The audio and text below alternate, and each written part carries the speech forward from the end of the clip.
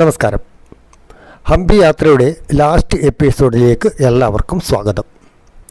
നമ്മൾ ഹംപി, ബദാമി, പട്ടടക്കൽ അതുപോലെ മറ്റ് ഒക്കെ വിശദമായി കണ്ടു. ഇനി നമ്മൾ യാത്ര നാട്ടിലേക്ക് തിരിക്കുന്നതിനിടയിൽ ഒരു സ്ഥലം കൂടെ ബാക്കിയുണ്ട്, ചിത്രദുർഗ കോട്ട. അതാണ് ഇന്നത്തെ വീഡിയോയിൽ നമ്മൾ കവർ ചെയ്യുന്നത്. അപ്പോൾ ചിത്രദുർഗയിലേക്ക് തിരിക്കുന്ന വഴിയിൽ ഭക്ഷണമൊക്കെ കഴിച്ച് ഇഷ്ടംപോലെ നമ്മൾ പോകുമ്പോൾ രണ്ട് സൈഡിലും സൂര്യകാന്തി പാടങ്ങളുണ്ടായിരുന്നു. അതൊക്കെ കണ്ട് ഫോട്ടോ ഒക്കെ എടുത്ത് കുറച്ചൊക്കെ വഴിയിലൊക്കെ നല്ല കാറ്റും കൊണ്ട് വിശ്രമിച്ച് നമ്മൾ ചിത്രദുർഗയിലേക്ക് യാത്ര തിരിക്കുകയാണ്.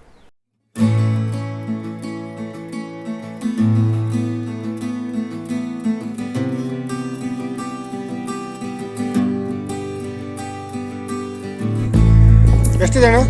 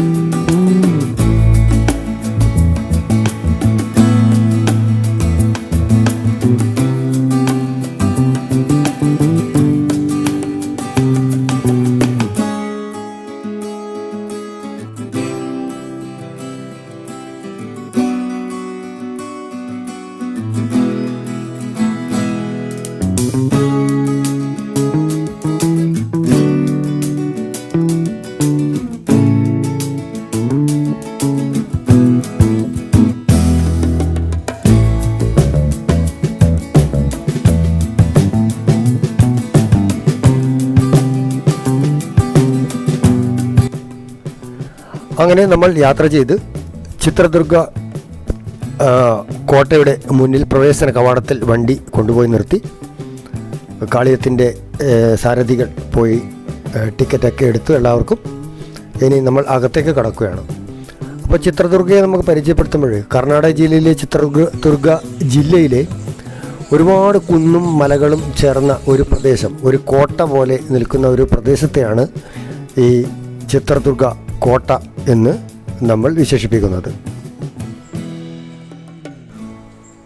ബ്രിട്ടീഷുകാർ ഇതിനെ ചിതൽദുർഗ് എന്നാണ് വിളിച്ചിരുന്നത്. കന്നഡയിൽ മനോഹരമായ കോട്ട എന്നർത്ഥം വരുന്ന കോട്ടയുടെ പേര് ചിത്രക്കൽ ദുർഗ എന്നാണ്. ചിത്രദുർഗ പട്ടണത്തിൻ്റെയും അതിൻ്റെ ഭരണം ജില്ലയുടെയും പേരാണ് ഇത്. ചിത്രദുർഗ ഒരു ജില്ലയാണ്. 11-13 നൂറ്റാണ്ടുകൾക്കിടയിൽ ചാലൂക്യരും ഹൊയ്സലാരും പിന്നീട് വിജയനഗര സാമ്രാജ്യത്തിലെ ചിത്രദുർഗയിലെ നായക്കരും ഉൾപ്പെടെയുള്ള പ്രദേശത്തെ രാജവംശ ഭരണാധികാരികളാണ് ഈ കോട്ട ഘട്ടം ഘട്ടമായി നിർമ്മിച്ചത്. 15-18 നൂറ്റാണ്ടുകൾക്കിടയിൽ കോട്ടയുടെ വികാസത്തിന് ഏറ്റവും ഉത്തരവാദികളായി പ്രവർത്തിച്ചത് ചിത്രദുർഗയിലെ നായക്കർ അഥവാ പലേകർ നായകരാണ്. 1779 ചിത്രദുർഗയിൽ വെച്ച് ഹൈദർ അലി കുറച്ചു കാലത്തേക്ക് കോട്ട ഏറ്റെടുത്തു. 20 വർഷത്തിന് ശേഷം അദ്ദേഹത്തിൻ്റെ മകൻ ടിപ്പു സുൽത്താനെ പരാജയപ്പെടുത്തിയപ്പോൾ ബ്രിട്ടീഷ് സൈന്യം ഈ കോട്ട പിടിച്ചെടുത്തു. കോട്ടയുടെ ചരിത്രം, കഥകളൊക്കെ പറയുമ്പോൾ നമുക്ക് വളരെ വിസ്മയം തോന്നാം. അതിഗംഭീരമായ ഒരു കോട്ടയാണ് ഇത്. വിവിധ ഇടനാഴികളുള്ള 7 കേന്ദ്രീകൃത കോട്ട മതിലുകളുടെ ഒരു പരമ്പരയിലാണ് കോട്ട നിർമ്മിച്ചിരിക്കുന്നത്. ധാന്യങ്ങളും മറ്റ് എണ്ണ സംഭരണശാലകൾ, ജലസംഭരണികൾ, പുരാതന ക്ഷേത്രങ്ങൾ എന്ന് വേണ്ട എല്ലാ സംവിധാനങ്ങളും ഈ കോട്ടയ്ക്കകത്ത് അവർ ഒരുക്കിയിട്ടുണ്ട്.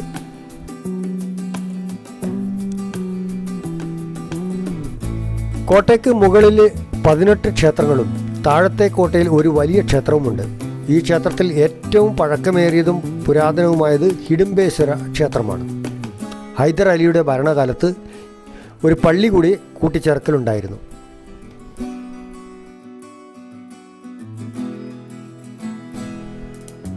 അതിവിശാലമായ ടാങ്കുകളും വലിയ ഒരു ജലസംഭരണിയും കോട്ടയ്ക്ക് അകത്ത് തന്നെയുണ്ട്. ഒരിക്കലും ജലക്ഷാമം അനുഭവപ്പെട്ടിട്ടില്ലെന്ന് ചരിത്രം പറയുന്നു.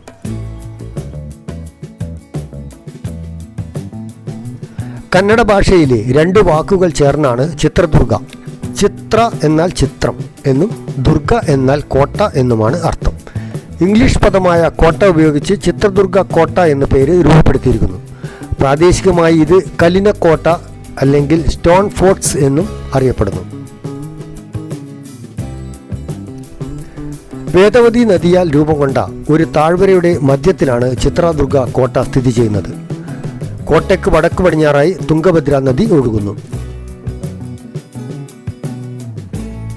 യുനെസ്കോയുടെ ലോക പൈതൃക സ്ഥലമായ ഹംപിയിൽ നിന്ന് 120 കിലോമീറ്റർ യാത്ര ചെയ്താൽ നമുക്ക് ഇവിടെ എത്തിച്ചേരാം.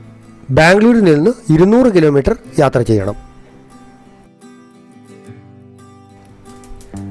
AD 1500-നും AD 1800-നും ഇടയിൽ വിജയനഗര സാമ്രാജ്യം മുതൽ ചിത്രദുർഗ കോട്ട ഒരു പ്രക്ഷുബ്ധ ചരിത്രത്തിന് സാക്ഷ്യം വഹിച്ചു.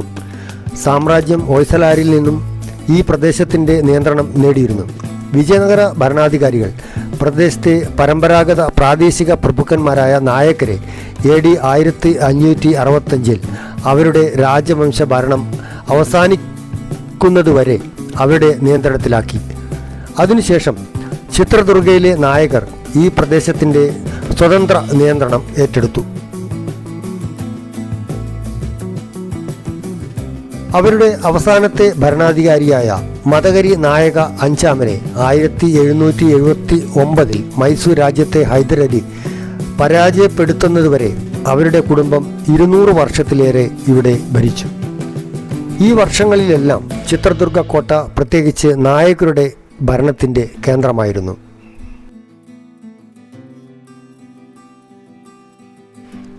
1758 മുതൽ 1779 വരെ മാതകരി നായക അഞ്ചാമൻ രാജവംശത്തിൻ്റെ അവസാന ഭരണാധികാരിയായിരുന്നു. അദ്ദേഹത്തിൻ്റെ ഭരണകാലത്ത് ചിത്രദുർഗ നഗരവും കോട്ടയും ഹൈദർ അലിയുടെ സൈന്യം ഉപരോധിച്ചു. ഹൈദർ അലിക്കെതിരായ 3 യുദ്ധങ്ങളിൽ മതകരി നായകർ കോട്ടയെ പ്രതിരോധത്തിനായി ഫലപ്രദമായി ഉപയോഗിച്ചു. ചിലപ്പോഴൊക്കെ മൈസൂർ രാജ്യത്തെ ഹൈദർ അലിയുമായി മറ്റു ചിലപ്പോഴൊക്കെ മറാത്തരുമായും സഖ്യമുണ്ടാക്കി.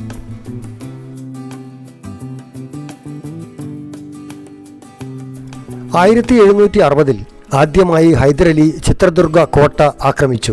1770 രണ്ടാമതും 1779 മൂന്നാമതും വിജയകരമായി മതകരി നായകരെ പരാജയപ്പെടുത്തി. നായകരെ തടവിലാക്കുകയും വധിക്കുകയും ചെയ്തു.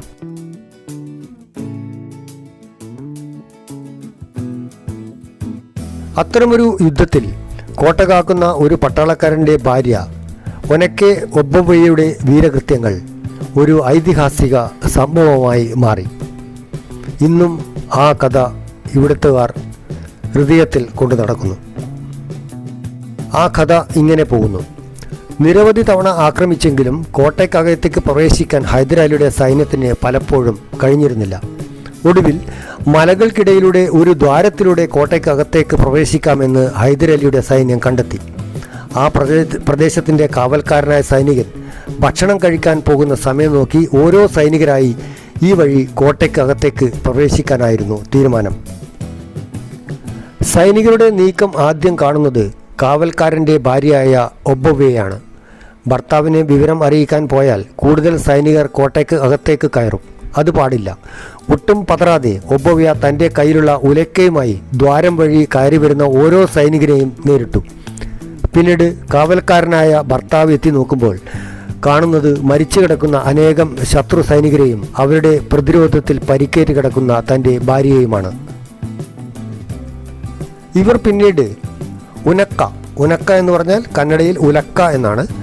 ഉനക്ക ഒബ്ബവ്വ എന്ന് അറിയപ്പെടാൻ തുടങ്ങി. ഹൈദർ അലിയുടെ സൈന്യത്തെ ഒബ്ബവ്വ അടിച്ചു വീഴ്ത്തിയെന്ന് പറയുന്ന ഒരാൾക്ക് മാത്രം കയറി വരാവുന്ന ആ വഴി കോട്ടയ്ക്കകത്തേക്ക് ഇപ്പോഴും കാണാൻ കഴിയും. കോട്ടയുടെ മുന്നിലും പിന്നിലുമായി നിരവധി പ്രവേശന കവാടങ്ങൾ ഉണ്ടായിരുന്നു. മുൻവശത്ത് 19 പ്രവേശന കവാടങ്ങളാണ് ഉള്ളത്. പിൻവശത്ത് അതിനിരട്ടി പ്രവേശന കവാടങ്ങളുണ്ട്. കൂടാതെ 35 രഹസ്യ അറകൾ, 4 അദൃശ്യ പാതകൾ, 100 കണക്കിന് നിരീക്ഷണ ഗോപുരങ്ങൾ എന്നിവയൊക്കെ ചേർന്നതാണ് ഈ കോട്ട. അതിഗംഭീരമായ അതിശക്തമായ ഈ കോട്ടയെ കീഴ്പ്പെടുത്താൻ അത്ര പെട്ടെന്നൊന്നും ഒരു ശത്രു സൈന്യത്തിന് സാധിക്കുമായിരുന്നില്ല. ഇന്ത്യയിലെ ഏറ്റവും വലിയ കോട്ടകളിൽ ഒന്നാണ് കർണാടകയിലെ ഈ ചിത്രദുർഗ കോട്ട. കർണാടകയിലും ഏറ്റവും അധികം ആളുകൾ സന്ദർശിക്കുന്ന സ്ഥലങ്ങളിൽ ഒന്നാണ് ഈ കോട്ട. വളരെ ആകർഷണങ്ങളിൽ ഒന്നാണ് ഇവിടുത്തെ ഓരോ മുക്കും മൂലയും എന്ന് പറയാം. അതിവിശാലമായ കോട്ടയ്ക്ക് പല രഹസ്യ പ്രവേശന കവാടങ്ങളുമുണ്ടെന്ന് പറഞ്ഞല്ലോ. ശത്രുക്കളുടെ പ്രവർത്തനങ്ങളെയും ആക്രമണങ്ങളെയും നിരീക്ഷിക്കുക എന്നത് ഈ കോട്ടയുടെ പ്രധാന ഉദ്ദേശങ്ങളിലൊന്നായിരുന്നു. അതിനായി ഏകദേശം 2000 കാവൽ ഗോപുരങ്ങൾ ഈ കോട്ടയ്ക്ക് ചുറ്റുമായി ഉണ്ട്.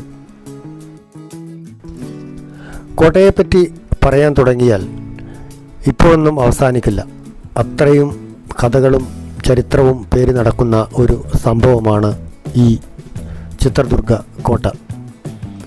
എന്നെങ്കിലും ഒരു അവസരം കിട്ടുവാണെങ്കിൽ തീർച്ചയായും നിങ്ങൾ കണ്ടിരിക്കേണ്ട ഒരു അതിമനോഹരമായ ഒരു കോട്ടയാണ് ചിത്രദുർഗ കോട്ട. ഇവിടെ പലയിടങ്ങളിലും നമുക്ക് എത്തിച്ചേരാൻ കഴിയില്ല. കാടും മുൾപടർപ്പുകളും അങ്ങനെ പടർന്ന് പന്തലിച്ച് കിടക്കുന്ന ഇതിനടിയിലൂടെ നമുക്ക് ഈ സ്ഥലത്തേക്ക് പോകാൻ പറ്റില്ല. വലിയ ചെങ്കുത്തായ മല, ഒറ്റക്കല്ലിലെ പാറയ്ക്ക് മുകളിലൊക്കെ കയറുക എന്ന് പറഞ്ഞാൽ എല്ലാവർക്കും സാധ്യമല്ല. എങ്കിലും യുവാക്കളൊക്കെ ധാരാളം ഇതിനകത്ത് കയറി നടപ്പുണ്ട്. അപ്പോൾ പല പണ്ട് 1000 വർഷങ്ങൾക്ക് മുമ്പുള്ള പല നിർമ്മിതികളും ഇവിടെ നമുക്കിപ്പോൾ കാണാൻ പറ്റും. ഒരുപാട് വിനോദസഞ്ചാരികൾ കയറിക്കൊണ്ടിരിക്കുന്ന അതിമനോഹരമായ ഒരു സ്ഥലമാണ് ഇത്. വലിയ ഒരു ജലസംഭരണി എന്ന് പറഞ്ഞത് ഇവിടെ ഈ കണ്ടുകൊണ്ടിരിക്കുന്ന ഒരു ജലസംഭരണിയാണ്. അങ്ങനെ ധാരാളം ജലസംഭരണികൾ ഇതിനകത്തുണ്ട്. അപ്പോൾ ഒരു പ്രതിരോധത്തിൽ പെടുകയാണെങ്കിൽ നമുക്ക് ഇവിടെ ഇവർക്ക് കഴിയാനുള്ള എല്ലാ സംവിധാനങ്ങളും ഇതിനകത്ത് ഒരുക്കി വെക്കാനുള്ള സംവിധാനങ്ങളൊക്കെ ഈ കോട്ടയ്ക്കകത്തുണ്ട്. പണ്ട് രാജ്ഞിമാരൊക്കെ താമസിച്ചിരുന്ന ഒരു റൂമാണ് ഇത്, ഒരു കെട്ടിടം. അതിൻ്റെ പണ്ട് കാലത്തെ മൺചുമരുകൾ ഇപ്പോഴും ഇവിടെ കാണാൻ നമുക്ക് കഴിയുന്നുണ്ട്. അതിനകത്തേക്ക് ഒന്ന് പോയി നോക്കാം.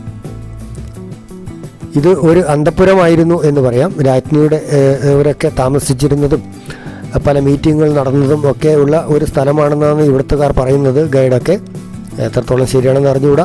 പക്ഷേ ഈ ചുമരുകളും ഇതിന് തേച്ചിരിക്കുന്ന മണ്ണും സുർക്കി മിശ്രിതമാണ് കേട്ടോ. ഇവിടെയൊക്കെ നല്ല ബലത്തിലാണ് നിൽക്കുന്നത്.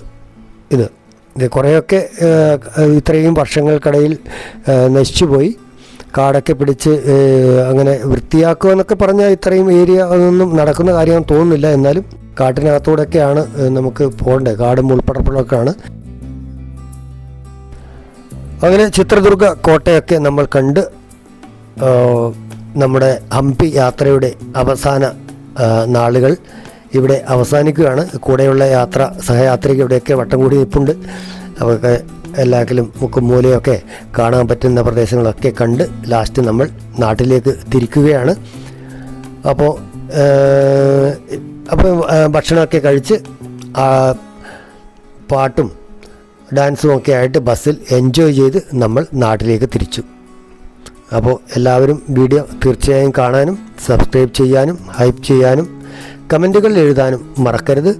വീണ്ടും ഒരു യാത്ര പുറപ്പെടാനുള്ള തയ്യാറെടുപ്പിലാണ്.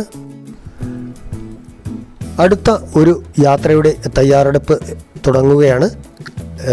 ആ വീഡിയോയുമായി വരുന്നതുവരെ എല്ലാവർക്കും നമസ്കാരം.